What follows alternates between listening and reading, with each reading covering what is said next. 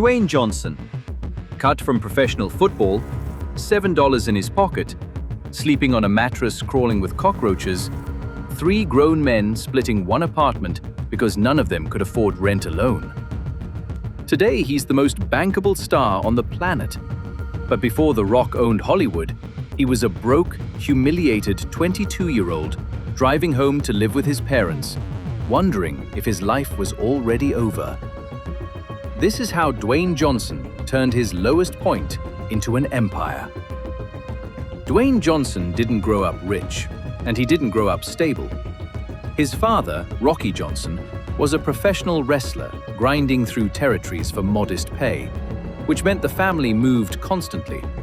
By the time Dwayne was a teenager, they'd relocated more than a dozen times across the country.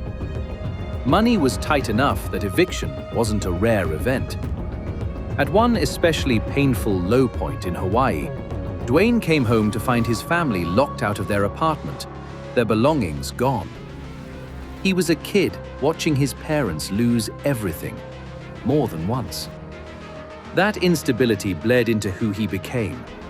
As a teenager, Dwayne was arrested multiple times for fighting, theft, check fraud. He's spoken openly about being on a path that could have ended in real trouble, not stardom. Football became his way out.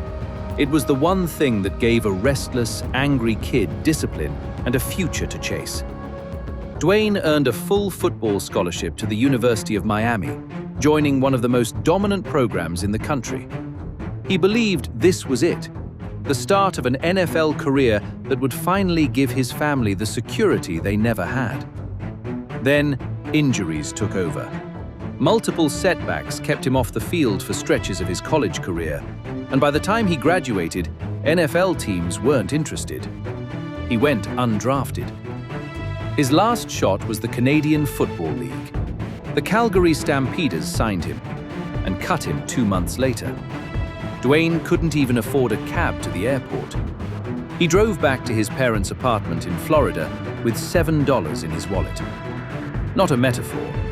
An actual $5 bill, a $1 bill, and some loose change he rounded up to 7.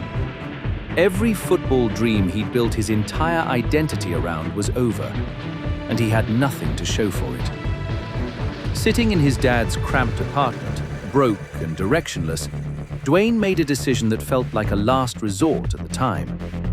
He asked his father to help him get into wrestling. Rocky initially refused. He didn't want that hard life for his son. Dwayne pushed anyway. He started at the bottom, wrestling under the name Flex Kavana in tiny promotions for almost nothing. When he finally reached the WWF, early crowds rejected him. He was booed out of arenas as a clean-cut, third-generation wrestler nobody connected with.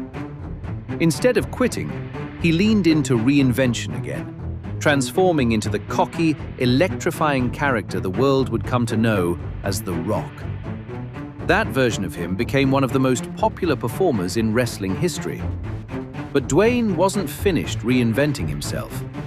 In 2001, he made the leap to Hollywood with The Mummy Returns, a move plenty of people assumed would flop.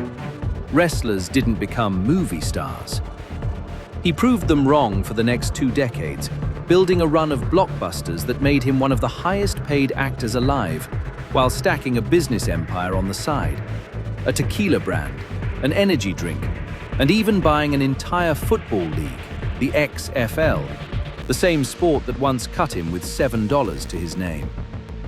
In 2026, Dwayne did something nobody expected from the guy known for big, loud action movies. He shed his larger-than-life persona, physically and emotionally, to play real-life MMA fighter Mark Kerr in The Smashing Machine, a raw, vulnerable performance built on years of prosthetics, weight transformation, and genuine emotional exposure. When it premiered at the Venice Film Festival, the crowd gave it a 15-minute standing ovation. Dwayne broke down in tears. For an actor who spent 20 years being underestimated as just a movie star, it was proof that the kid who once had $7 and nothing left to lose still had another level to reach. Every empire Dwayne Johnson has built, the movies, the businesses, the football league he now owns outright, traces back to a broke 22-year-old with $7 in his pocket, who refused to believe that was the end of his story. If this story hit you, hit subscribe, because next time we're telling you the story you didn't know behind another face you thought you knew.